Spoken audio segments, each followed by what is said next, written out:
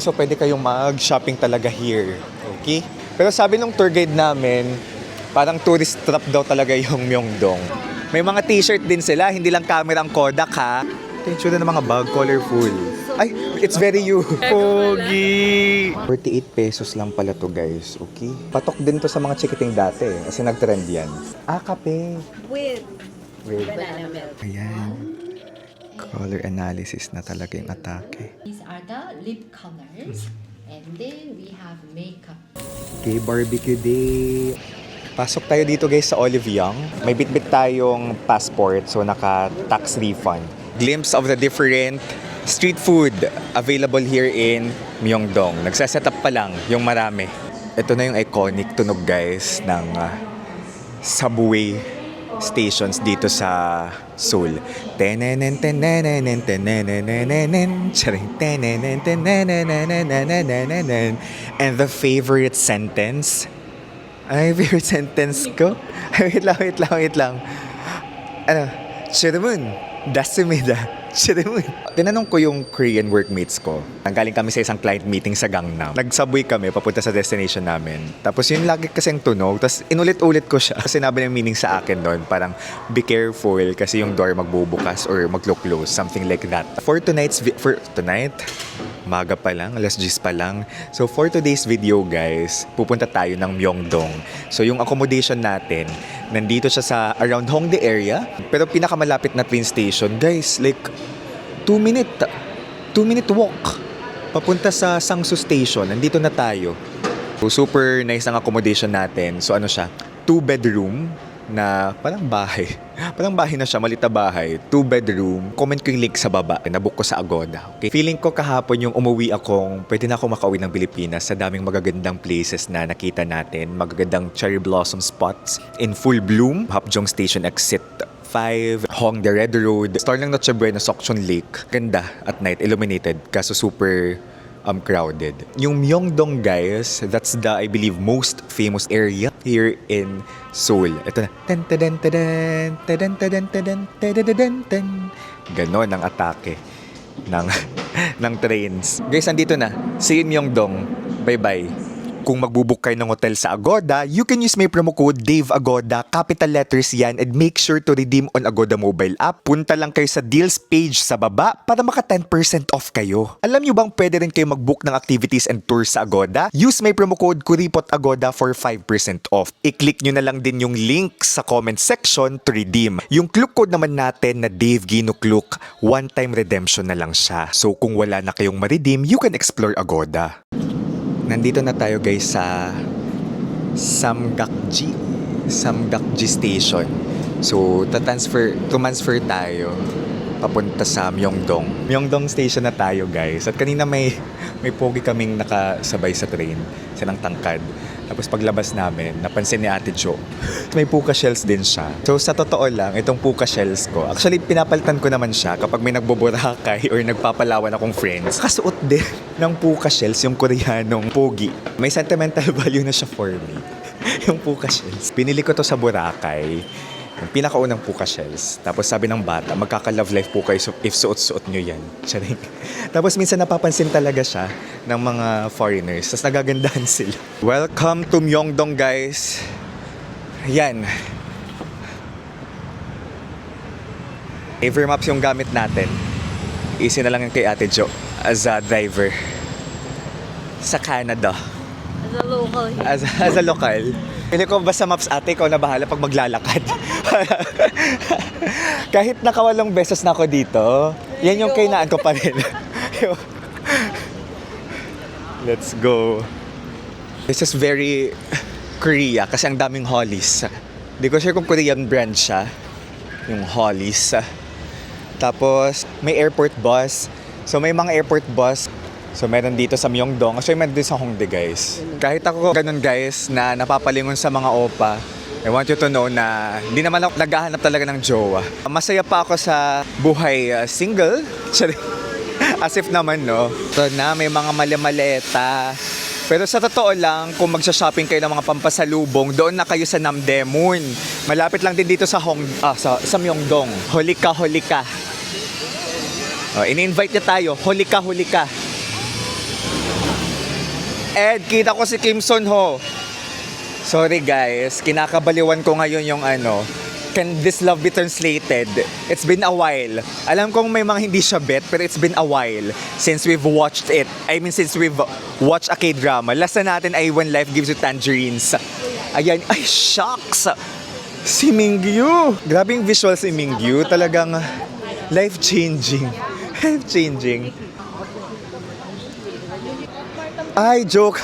Akala ko pinipila yung vanilla ko. Anong pinipila na vanilla ko na yan? Pop Mart. Napatok sa mga chikiting. Let's go, let's go. Myeongdong is so alive. As a person who likes alive places, touristy spots, hindi pwede hindi ako mag-Myeongdong. Kasi dito ko ramdam yung pagiging turista. Pak Eun-bin. Extraordinary at Shirley Woo. Tapos, ang daming tindahan dito. So, pwede kayong mag-shopping talaga here. Okay? Sa Myeongdong. Pero sabi nung tour guide namin, parang tourist trap daw talaga yung Myeongdong. And actually, mahal yung mga street foods dito. Emis. Sikat din to, yung Emis. Sa mga cups nila. Uy, may Kodak. Nakita ko si Ivan de Guzman. Pinapalood nyo rin si Ivan. Napunta siya dito. May mga t-shirt din sila. Hindi lang camera ang Kodak ha. I mean, may sweatshirt. This Gulat din ako. Kay Ivan ko na-discover na may mga ganito din sila. Hindi lang puro camera. Wow, may bag din. Ito yung tsura ng mga bag. Colorful. Ay, it's very you. Ganda. As a film student, I mean grad, it's very you din. Gusto ko yung very retro yung atake nila dito, oh. Kasi pag sinabing Kodak, parang ano na siya, luma. I mean, outdated. Pero gusto kong nag-transform yung Kodak into that, di ba? More than just a camera. At the same time, yung aesthetic nila, talagang niyakap nila yung pagiging retro. It's 11 a.m. and of course, wala pang mga street food. Lihim namin sana'y inyong dinggin. Parang narinig ko yung UP hymn.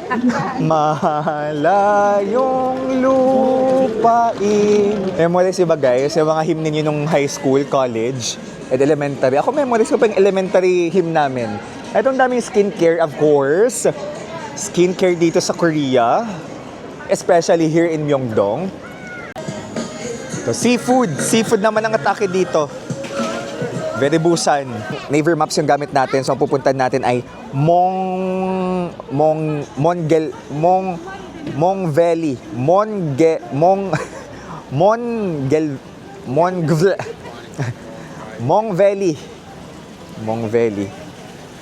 Valley. Dito siya, Mong Valley. Myeongdong Mong Valley. Tara.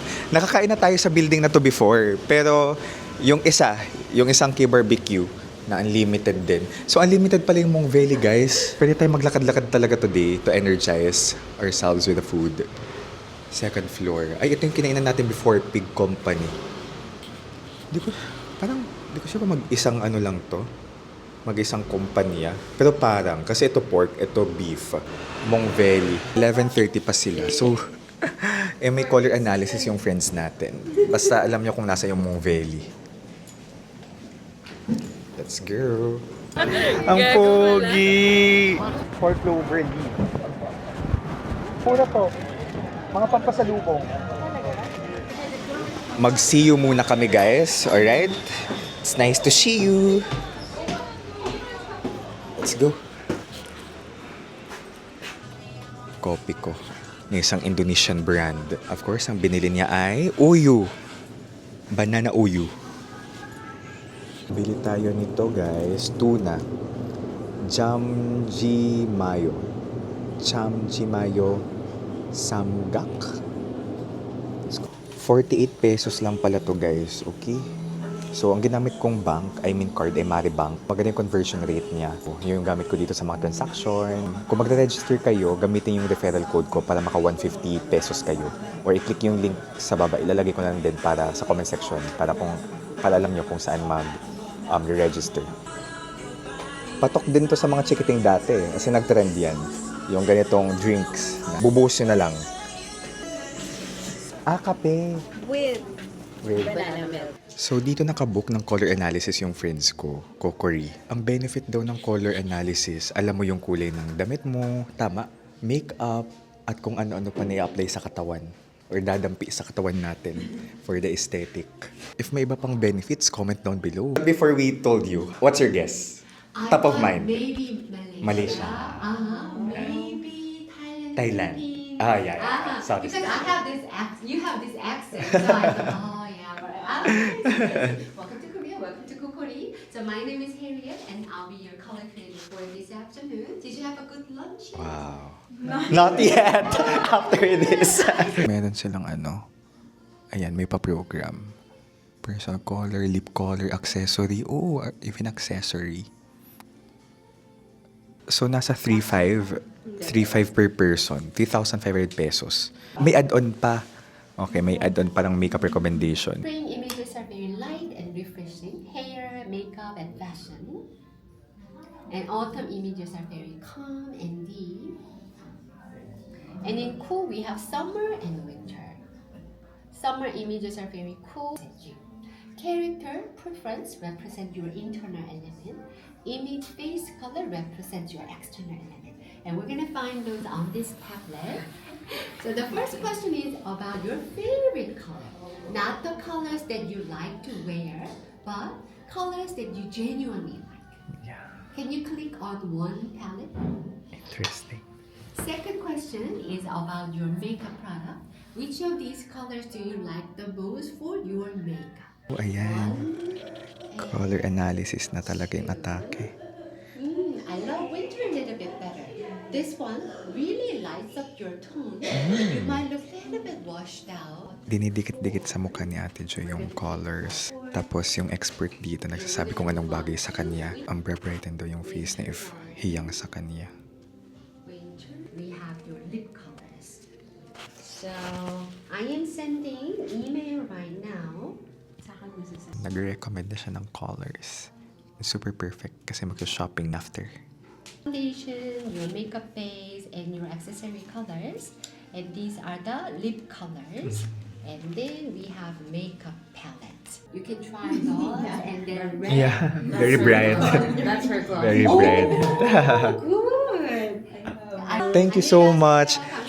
Kamsahamnida. Thank you so much.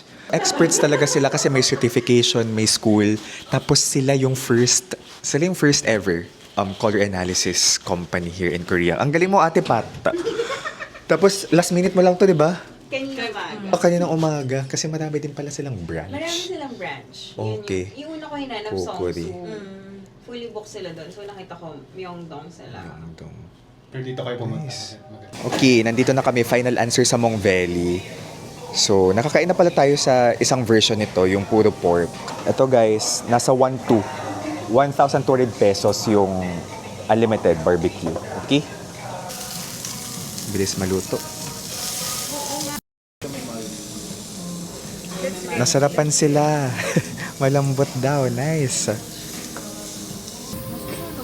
So, syempre, pag nagkiki-barbecue din ako nagkakanin guys, lettuce na lang. Kasi alam ko mabubusog agad ako. Lalo na pag unlimited.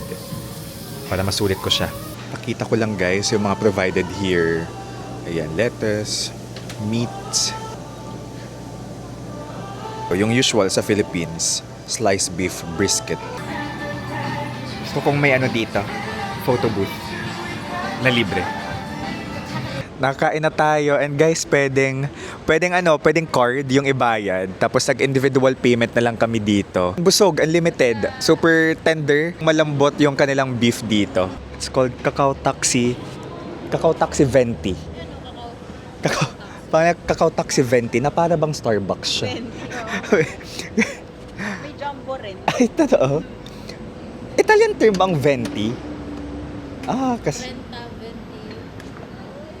nagiwewalay na kami kasi actually sa Songsu na lang sila magsha-shopping. Tonight, may dinner ako with my Korean workmates. Silang ka-dinner ko later. So, naisip ko, kasi alas 3 na rin diretso na lang akong Gangnam. Punta na lang ko somewhere na may cherry blossoms. Pero ibang vlog ko na lang yun. Natuwa ako kasi nakasama natin sina Ate Pat tapos si Moore ng mga orgmates ko nung college. So ngayon lang ulit kami nagkita-kita guys, dito pa talaga sa Korea. As in, di ba?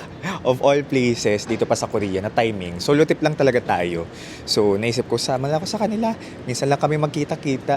Di ba? Yung ganitong time with, friends, minsan lang. Si Ate Jo, nasa Canada siya. Di ba? It's not every day na hindi na magkikita kami. So, maximize na lang din yung time with them. Pero ayun nga, may appointment kasi akong iba, tapos may goal akong iba, like after the lunch. So, hiwa-walay na lang kami. Yung kinainan natin, pwede naman siyang pang isang tao lang kung solo traveler kayo. Kasi kanina may nakasabay naman tayong isang person lang na nag-enjoy ng K-barbecue. And yung 31,000 won or yung 1.2k pesos, for one person lang talaga yun. Bawal leftover pala, may bayad. Dinig natin yung golden. Hindi ko sure ba't kinikilabutan ako naririnig ko siya. So kinakalibutan ako naririnig ko siya dito sa Korea kasi kananalo lang niya. Last month, kananalo lang ng golden as sa Oscars, Academy Awards, Best Original Song. Super naging hit yung golden. Dinig pa rin natin siya dito ngayon. Pasok tayo dito guys sa Olive Young. Malapit lang to sa Mong Valley. Alright, of course, for skincare, personal care, Olive Young is the key. Mga makeup. So kanina 'di ba nag color analysis si Ate Jo at Ate Pat. So Olive Young yung nireko sa kanilang puntahan for their recommended cosmetics. Bilan ko yung friend ko nito, inanap ko siya. Parang nasa hair care siya. Nagtanong ko kanina eh. So nandito lang siya sa area na to. Regards kay Ate Mimi, one of my favorite ates na content creator. Ba't di ko siya makita? Anong bang itsura nito? Talaga yung Korea, may sarili talaga silang brands, no? Ng cosmetics, ng hair care. Found it. Ayan. So, 24,900. So, magkano to estimate? Although mamaya malaman din naman natin kasi i-card lang natin to. 993. Pero hindi pa ito yung actual natin babayaran mamaya. Naghahanap din ako ng ganitong brand, pero wala yung available na mismong product. Iba yan. Anyway, pero ang dami skincare, facial mask, dermo cosmetic, perfume, to makeup, lifestyle, perfume. May payong din pala sila dito. Meron ding pagkain, Ito yung counter dito. Meron din naman self-checkout here. Ito guys, yung hinahanap ko. Oil control film. Like, pinapakita ko lang sa kanila yung picture. Tapos dito nag-i-English naman sila. Alright? So, sinerch ko lang talaga kung meron dito. Olive Young oil control film. Kasi ubos na. Nasa 171.5 pesos. Ito na yung nag-reflect sa Maribank natin na price nung skincare. I mean, nung hair care. Yung Sipuri. Tapos, nakaano tayo dito? May bit-bit tayong passport. So, naka-tax refund. So, nasa 963 na lang siya. May mga nagtanong pala if masarap yung samgyeopsal. Well, for me, versus sa mga na-try ko na talaga dito sa Korea, may mas masasarap talaga. Pero, for my friends na kasama ko kanina, masarap naman for them. And sabi din ng friend kong na-try na rin yon before, nasarapan din siya, pero sabi niya, baka nga kasi hindi pa siya nakaka-try ng ibang K-barbecue dito sa Seoul or sa Korea. Pero versus in the Philippines, mas masarap niya yung na-try natin kanina. So, to each his own naman, yung panlasa natin, iba-iba naman yan. Diba? Ayun guys, nakalabas na tayo sa Olive Young. And, ang friendly nung friendly lang cashier, nung nakita niya kasi hiningi yung passport sa akin, yun pala, tip, lagi yung dali yung passport ninyo, lalong-lalo na kapag magsha-shopping. Kasi tayo, tax-free. So, ang minimum daw for tax-free ay 15,000 won. 15,000 won or around, ano ba yun? 600 pesos, 15,000 won. So, yes, minimum para magkaroon ng tax-free. So, yung gamit natin guys, again, Maribank. So, magbit-bit kayo. And again, back to the topic. Napaka-friendly nung cashier. So, sabi niya, maraming salamat sa after I paid. Welcome to Myeongdong. 4 PM na guys. Dito may mga street food na dito sa Myeongdong. A glimpse of the different street food available here in Myeongdong. Nagsaset up pa lang yung marami.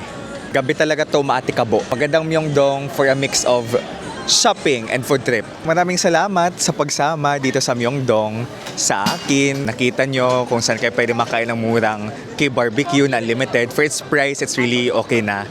Tapos kung saan kayo pwede mag-color analysis, mamili ng pang skincare, diba? Hair care, etc. So I really hope this vlog helps. So thank you so much guys for watching. Here from Myeongdong, this is Dave the Kuripot Traveler. Let's live our best lives. Bye-bye!